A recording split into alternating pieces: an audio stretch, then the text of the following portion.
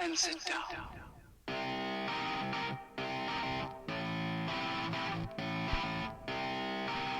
Hey everybody.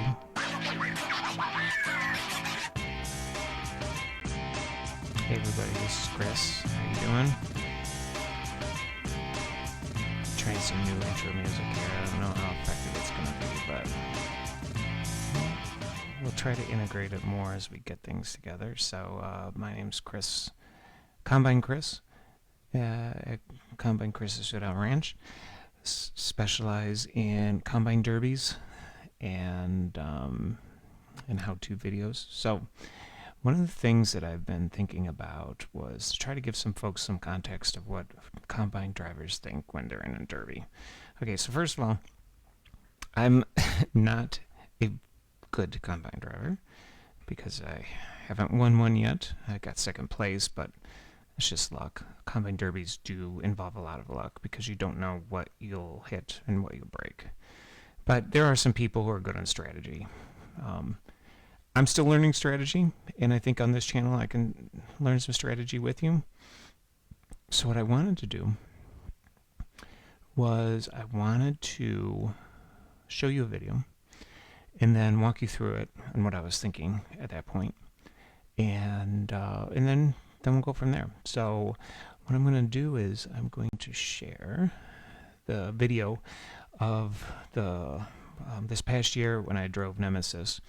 The first round, it was really bad. I got one hit, I got caught up on the rear axle, and just had to wait there. So I'm going to skip that one out of embarrassment, and I'm going to show you the mid-small feature that I got put in because a couple other guys on the team got too many machines into the feature, so I naturally made it. So we're going to start. Hopefully this won't be too loud. I'll pause it when I need to. So you should be able to hear it. Now this is a 360-degree video, so I may actually stop, may actually turn it around and show you different things. So this is, we got the okay to go in. I'm driving in. What you hear is the motor running, and you'll hear the hydrostatic transmission.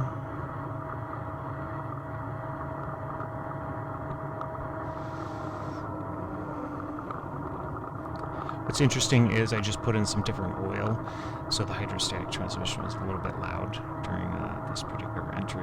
Or no, you know what? That might have been the first one, but you might hear a little bit more than what is normal. What's interesting with what you don't hear is what goes on in the cab of a combine derby. First of all, it's really loud. So one of the things that, you wonder what happens, there's a hydro transmission. One of the things that you'll see is they'll wave the red flags and everyone's yelling, stop, stop, stop. Well, guess what? It's really difficult to hear. So what you're hearing now is actually the 360-degree camera, but it's inside a plastic shell. So it's muting some of the sound, so it actually sounds decent. I also have the volume down, but in the machine itself, like, you can barely hear what's going on. One of the things that you'll notice is when I got pushed up on the wall on this one, that the people were cheering. You can hear that in the video. You probably can't hear that in this video, but I have another video that you can actually hear it. So you can really tell the difference here. So you pull out, they line you up against the wall. You idle down, not to burn any extra gas because you only have a 5-gallon fuel tank. Nemesis has a Perkins diesel motor, which is really fuel efficient. So I probably wouldn't ever burn 5 gallons, but when I had a Red Rhino with the big International, I mean, that thing would suck down gas like there's no tomorrow.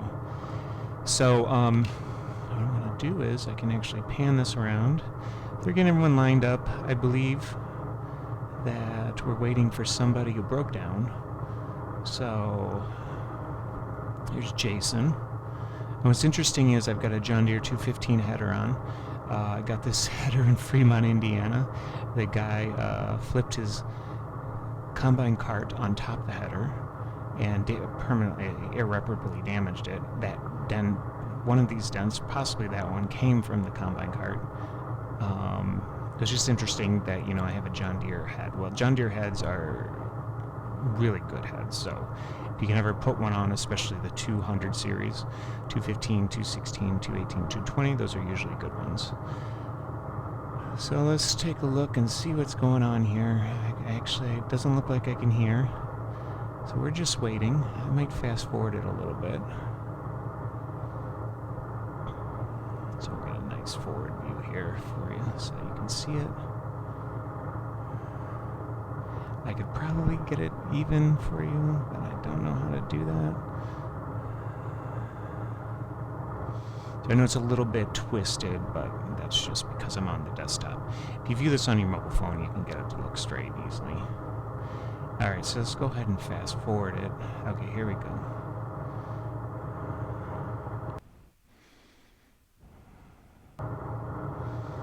So we should be starting. And again, what you'll notice is you can't hear anything, and you're not going to be able to hear anything. You can barely hear the countdown. So it's getting close to the countdown because I idled up.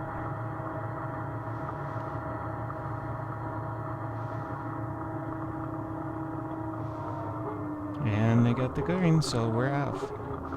So this machine is crazy fast. So I can, the hydrostatic lever is really sensitive. So I can stop and start on a dime. So here we go. I'm trying to figure out not to hit my team, the other guys on the team. So there's the first hit. Now what you'll notice is,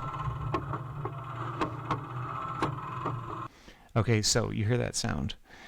What happened was I hit this person, and alright, so this is how much of a noob I am, don't tell anyone. I hit him, I didn't put my foot on the clutch, so I stalled out the machine immediately. So here's what's interesting is you'll see that I didn't know what was going on here. So they see I'm actually going like, what the heck? So so let's rewind real quick. And you can see how sensitive it is.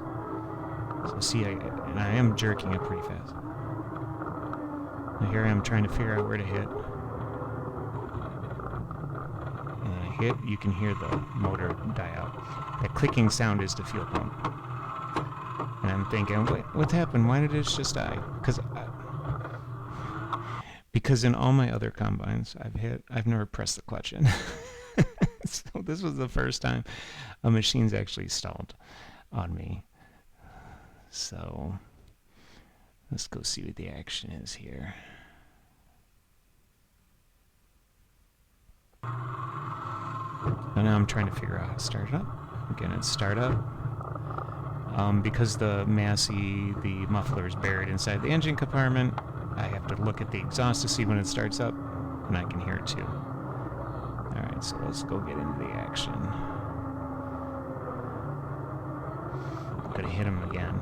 A big hit on a little machine. And I stalled it out again. But at least this time I figured out what I was doing. So, let's see. There we go. Anyway, that was the last time it stalled out. And then Jason hit me. Which is fine. If he hits the front of you, that's sort of a safe hit. It won't damage the machine too much. Now, Jason's got a bad head on his. So there's Eric. Eric's coming at me. Give me a little friendly bump. We're just playing around here. Now I'm trying to get back. I don't want to go plowing into both of them. And it's funny because if you'd see me, I'm like jacking the hydrostatic back and forth. There's Travis. He's a good guy. Felt bad hitting him because he helped me get a machine to the Derby. So he's got an old 55, very old 55 machine. But I have to hit somebody, so Travis's machine already took a couple big hits. That's why it's not necessarily leaning. That's the so his machine doesn't have much power. I could push it if I wanted to, but I didn't want to push it too much here. All right, so here comes Eric. Eric then and Travis decide to push me up on the wall. Wall ride number one. Normally a wall ride will usually get you out because you get stuck. But my machine was actually put together pretty well accidentally. So it's pretty crazy. I just drove right back off the wall. This machine has got a lot of power, and it's also got a good balance between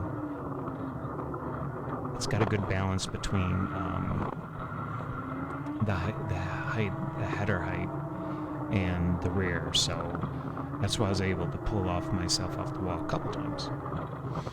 And there's a big hit on Travis's 55. And if you notice, they welded a truck axle onto the back. Now I felt like, well, he seems to be done. I think he pulled his flag too there. I don't know why I backed up here. I'm trying to avoid hitting Jason, whoever, on the rear axle, which is a pretty significant hit. But I probably should have just taken him. Now you can hear when they hit me, the motor died. Well, next year I'm going to put my foot on the clutch, so it's not going to be an issue. So here we go. I'm going to give them a nice, comfortable hit there. Front, that area is a fairly comfortable one. Although this is where they decide to team up and push me over the wall, which I wasn't happy about, but it's all fun. But hey, anyway, they ended up pushing me onto the wall again, so here's wall push number 2. Normally one person doesn't make it off, so now I blow right off again because the machine's great. So I think I'm going to nickname it the wall crawler in the past. So now, let's see what's going on. Oh yeah, getting hit on the back there. I felt that. You could sense it.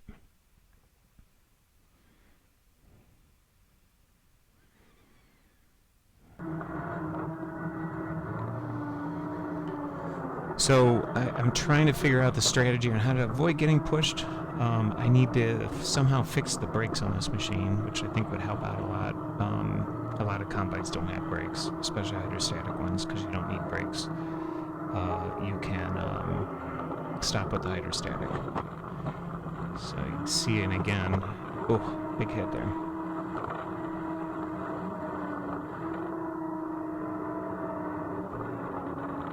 The one that Jason's driving was a machine that we just put together for this particular year, 2023. It's a gas 4400. That pipe you see sticking out is the exhaust. Sort of funny. They hit each other. So now I believe it's just us three.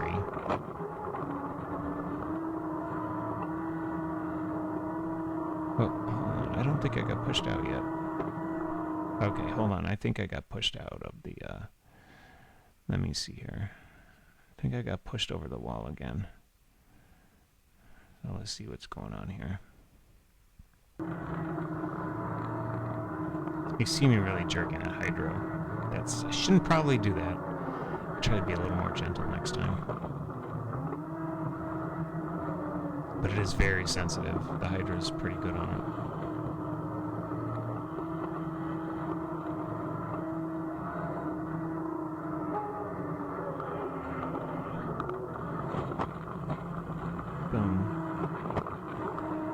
You can see how much someone gets knocked around in the cab.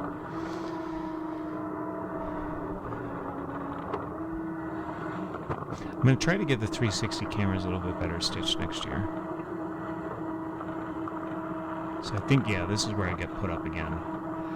Alright, get put up on the wall. But I was pretty confident that I could get off the wall because of how everything was set up. So there you go. Push it, and then all of a sudden, boom!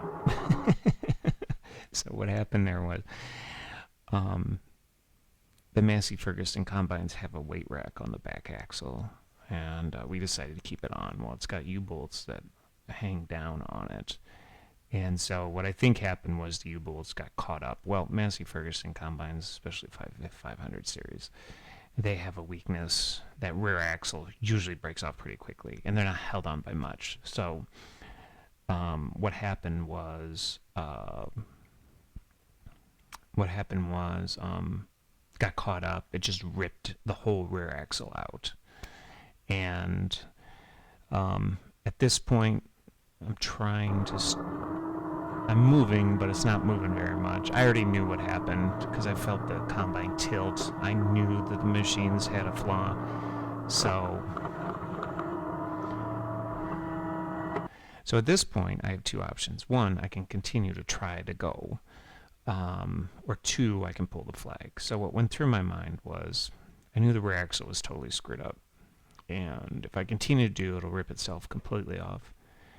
And I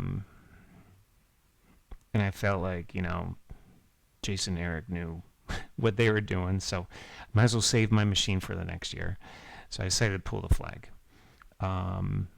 So that's sort of what went through my mind right now. I could have decided, all right, I'm just going to push it and try to continue to go till they call me out. Most likely the rear axle would have ripped off. The hydro lines would have blown. Not the hydro lines, the power steering lines would have broke. And then I'd be leaking hydraulic fluid. Eventually it'd run out. On this machine, the hydrostatic and the power steering are in separate tanks, so I would probably still be okay. But I just figured if I'm dragging the rear end, because on this machine, once it hits the ground, you just got a big frame that's pulling into the dirt. So what's going to happen is the hydro is going to get really hot, and on hydrostatic combines, you only have a certain life, and the hotter it runs, the more it starts burning itself out. So I figured they know what they're doing. This is the first time I've run it. I've got some of these weird things happening, which just ended up being a clutch. And I don't really want to burn up the hydro because it's really good right now. So that's why I pulled it. But again, if I really wanted to go at it, I would probably just keep trying until they wave me out. Because you never know, one of these other machines might die, period, and then I'd end up sneaking into second place. So I pulled the flag. So here I've already pulled it. Oh, you know what happened? So when I hit them one other time, the flag actually flew off, and so I looked up and there was no flag. So I thought, oh well, I guess I'm already out of it.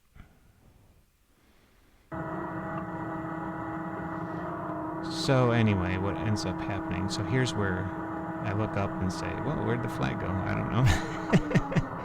But when I saw the other video, I saw it.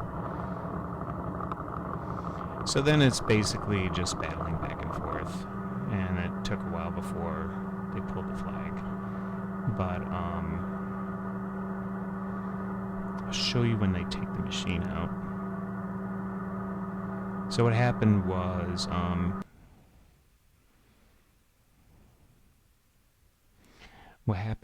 once they, since I had the rear axle just connected by a hydro line, we had to go get tools to disconnect the power steering line, and then the big loader came in, so you can see him come in and pick it up. Sort of cool. There I am.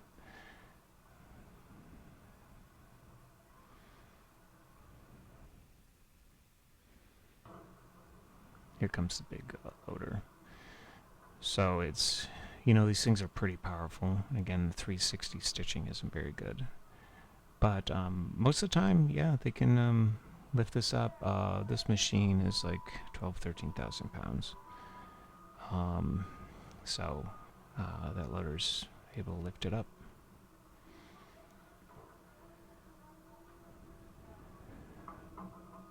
And I recorded the whole thing. Hey, we're gonna go for a ride. I recorded the whole thing so you could see everything.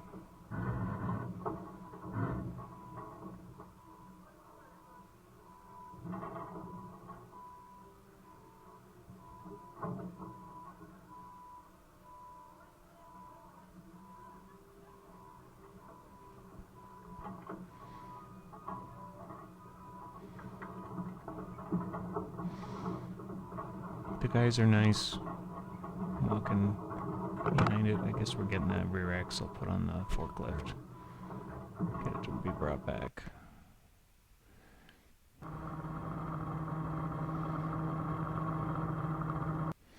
So anyway, that's sort of an example of it. This is Red Rhino, by the way. I like that machine. Huge, heavy thing. What I want to do, though, is I want to show you the other video that I got. So you can see it, this one. Okay. So this is one my sister took. So we'll fast forward it through all these parts. So like I said, this Nemesis Massey 550, I think it's a 1985 version, hydrostatic. We got John Deere head on it. I've got special roller tires on the back. It's helpful if the machine doesn't have good traction in the back. So roller tires have the least traction. Its pros and cons you'll see as it turn around that it doesn't get much traction, but it's not really for traction. It's to be able to slide around.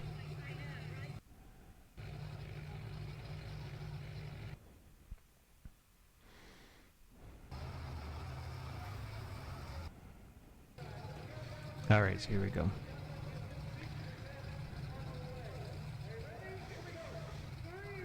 Now, so you can hear the audience in this one. So if you remember, you can hear the audience in the on-cab view. So like I said, my machine is crazy fast.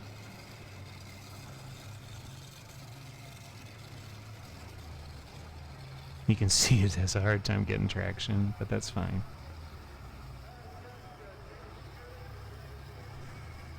There we go, there's the first hit. You see I have my flag there, which I think when it comes to the next hit, it comes off. Oh yeah, here's where it's stalled, I think.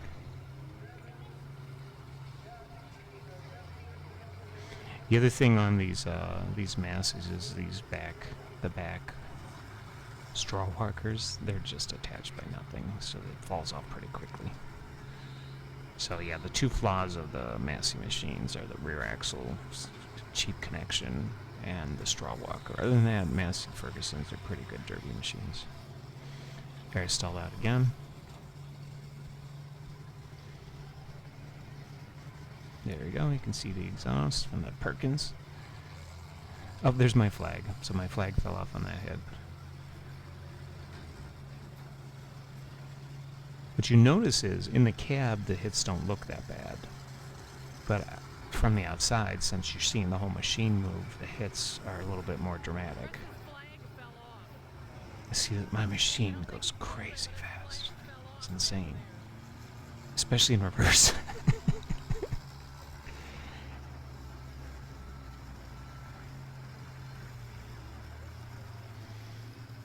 So I can get out of any problem. I'm gonna turn up just to here. Here's that first hit. Travis hits me, then I think it was Eric that comes over and they both push me out.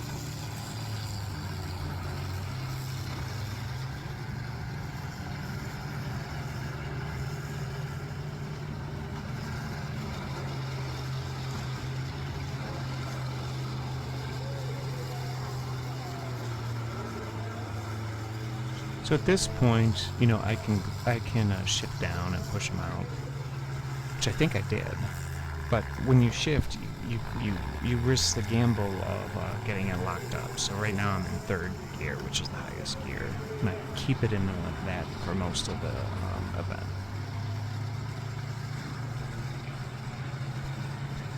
And if I were to, so here we go, get pushed out once. So now you hear everyone cheering when I got pushed out. But getting pushed out means nothing. Everyone thinks I'm out, but I'm not. There's the people. That's so crazy. I never heard any of that in the machine, but I was pumped up coming off the wall because I know that it's very difficult to come off a wall. And my machine is quite well balanced. The header is at the right height. to be able to go up on there. So when we fix the axle this year, it's going to be pretty crazy. You can see my machine is just fast, and that's because I'm slamming the hydro back and forth. And there's the wheeling. Massey's do that all the time. Massey's are very front heavy, and I'm extra front heavy because I got a heavy duty John Deere header on. That's why the Masseys have that weight bracket on the back. John Deere's are more evenly weighted.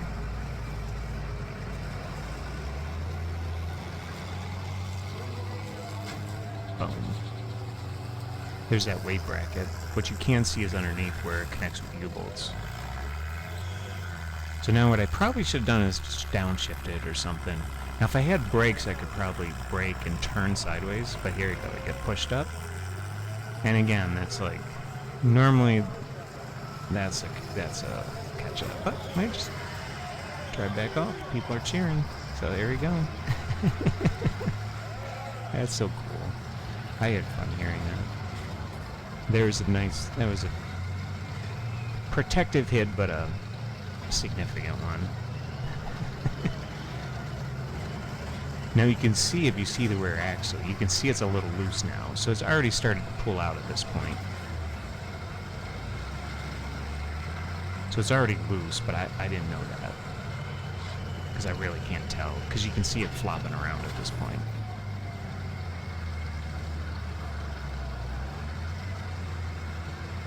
And here we go, we're going to get pushed out.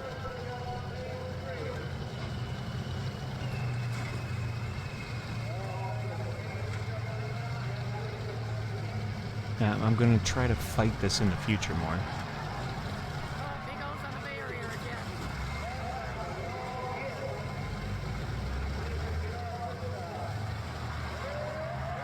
And here we go, we're off. But now I'm stuck, so. And I talked to you about that other, why I did that. So then, let's just, so you saw the rest of that. And I don't think we got the, oh, we did get it being lifted out.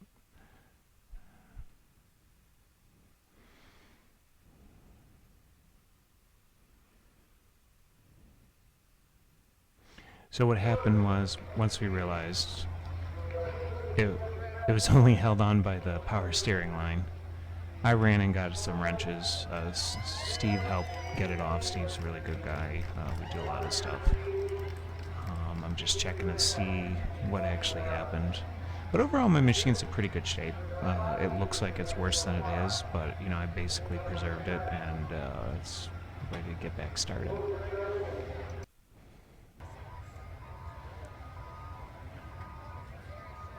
Nope, let's bring this back up.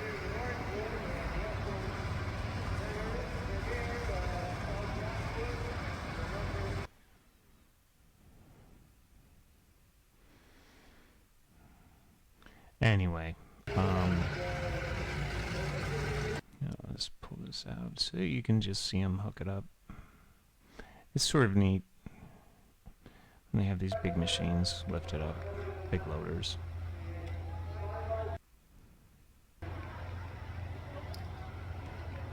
Yeah, the header's in great shape. Let's just get a few more dents. So their loader's lifting it up. It can't lift it up all the way, but lifts it up enough. That is a smaller one. They've got bigger ones. There's Steve right there in the orange shirt. There's me.